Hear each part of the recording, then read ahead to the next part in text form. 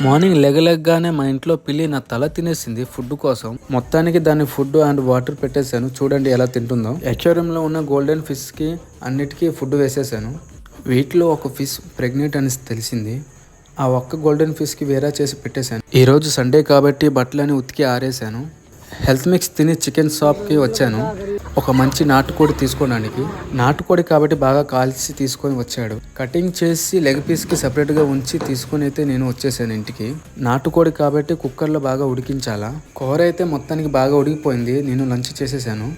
నేనైతే మార్నింగ్ నుంచి వెయిట్ చేస్తున్నాను పుష్ప 2లో కిసిక్ పార్ట్ కోసం. ఈవినింగ్ 7 PM అన్నారు, కానీ 8 PMకి అయితే సాంగ్ అప్లోడ్ అయింది యూట్యూబ్లో. మొత్తానికి సాంగ్ వచ్చేసింది.